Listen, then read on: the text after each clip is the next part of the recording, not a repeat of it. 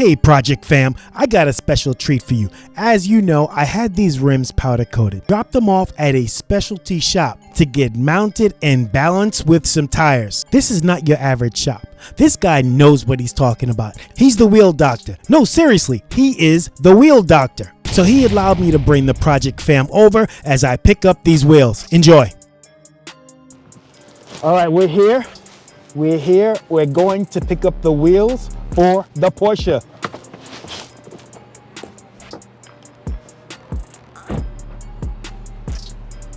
So I dropped these off a little while ago. Tires arrived, and we are here at the Wheel Doctor.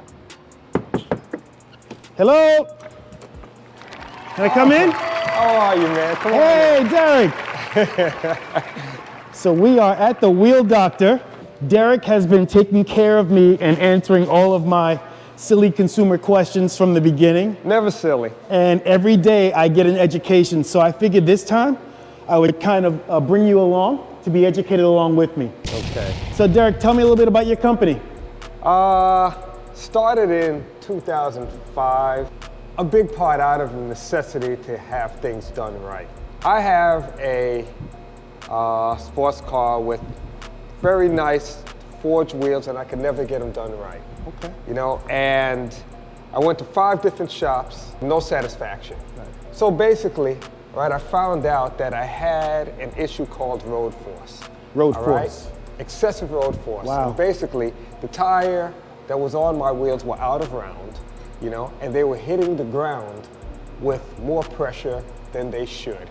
All right. Now, a tire out of round, you can balance it, but a square is going to rotate like a square. A triangle is going to rotate like a triangle. So basically what I did is I bought these 2 machines, Okay. Auto 34, which is a touchless tire changer, and a road force balancer to remedy these, to remedy the situation. I first saw these machines at SEMA in Las Vegas. I bought them and I put them in my own house, in my garage, just for my cars. So when people come in here and they say, you know, I'm anal, all right?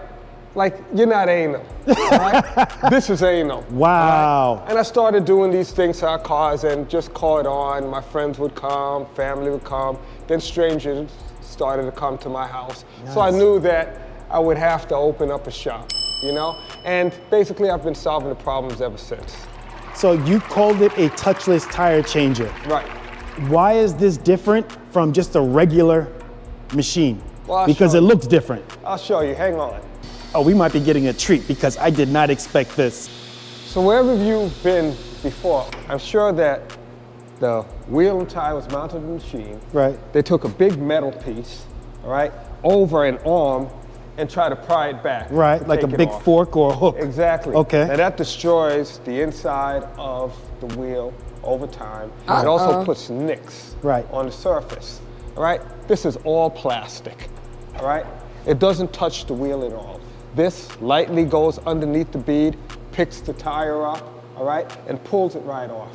So I basically just mess around with these controls, all right, and it pulls your tire off without touching your wheel. Without touching the wheel. Right, and everything's plastic. Wow. Okay? So just to make sure I understand, this is not in every tire shop. This is not a normal process. No, this is a $31,000 machine. Most people aren't going to spend that money for perfection. Most people aren't going to spend that money, you know, just to make sure that a customer's wheel and tire isn't done correctly. They just want you in and out as quickly as possible. And I guess, you know, they figure that it's quick to just put an iron bar in there, pull it back, and then take your tire off. Wow. So after the tire gets mounted, then what's usually the next process? Now we do road force balancing. Okay, road force balancing. Road force balancing. So let me explain what this is. So road force is the force at which the wheel and tire assembly hits the road with, all right? Now, for a passenger car or SUV, we shouldn't be over 26 pounds, all right? So what do I mean by that? As the wheel and tire assembly are rotating, all right? Nowhere on the contact patch should impact the road with a force greater than 26 pounds. You see, as it moves from 0 to 26, the frequency increases, and thus the oscillation. Once it gets over 26, there's just too much oscillation from that frequency. And that oscillation, which we look at or feel as vibrations, transmits through the suspension and we start feeling it in the cabin. All right, so we want road force at 26 or under. Okay, so just to demonstrate what I'm talking about here, let's say that you have a tire that's out of round. You can see my hand shaking here, right? You go to the shop and they say, no problem, we're gonna fix that, we're just gonna balance it. So they take a weight, or several weights, they put on the wheel and tire, and they spin. As you can see, I'm not shaking anymore. I don't even feel this, all right? So the machine, because the machine isn't shaking, is gonna say balance. But as you drive, that's what you feel. Right. Okay? The way that I remedy a situation like this, because you have two alternatives. Either go out and buy a brand new expensive tire, or I can force match it. What is force matching? Force matching is finding the heaviest part of the wheel, the lightest part of the tire, marking them, putting them on the Auto 34, the touchless tire machine, deflating the beads, and turning those 2 points to match. That's your cancel harmonic forces. And once I reinflate and put back on the road force machine, we should be just like this. Wow. At that point, I could balance it to a vibration-free assembly. Wow. Right? So all of your wheels, well, 3 of your wheels cooperated, but 1 didn't. And I had to go back and forth a couple of times, right, to get that into spec. All right, and we got great road force out of this. These wheels and tires, as long as you put it on where I tell you, right. All right, where it says on those tires, where it's marked, all right, it's gonna feel like a magic carpet ride. Wow. Wow. All right, so here are my wheels and tires. All right, so I see these these are on Continental Extreme DWS 06, and they're staggered. So the front tires are a little bit narrow than the rear. And as Derek mentioned, they're all marked. So LF, left front, RF, right front, LR, left rear, RR, right rear. Now I also see a number on top of where these tires should go. What does that number mean? Like that's the number 7. That's your road force number. That's my road force number, okay. I determine where they should go by road force number and balance, okay? Now, I always want the lowest, closest to the driver, all right? Which is gonna be your left front. Then we're gonna go right front. Then we're gonna go left rear. Then we're gonna go right rear, all right? Now, as you know, the lowest numbers, all right, consecutively, all right, are always gonna be on the left side. The reason for that is, in my years of doing this, I noticed that people hit potholes more on the left side than the right side. That's right. Okay? So, I don't want a 24 in the front. Right. Okay. The reason why I don't is because when you hit an obstruction in the road or a pothole, right, the front is going to hit with more of force because of the weight of the engine. It's going to bend to more of a degree than the rear wheels. So if we have a 24, it's going to bend, all right? Now, because the tire is out of round, your road force is going to go over 26, and you're going to feel vibration right away. But if there's a 7 there, maybe it goes to 11, 13, 16. You're still nice and smooth, and you don't have to come see me. So in addition to just balancing and mounting tires and getting them to ride like butter, what else do you do in your shop? Okay, so we do structural wheel repair, right? I make sure that it's smooth and safe. Okay.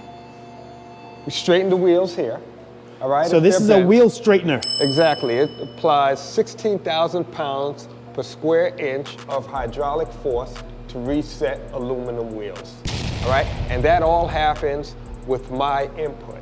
So basically, the tire is taken off, the wheel is placed on the machine, analog radial runout gauge goes on there, all right? And I push and pull, all right, with dies and my ram as needed.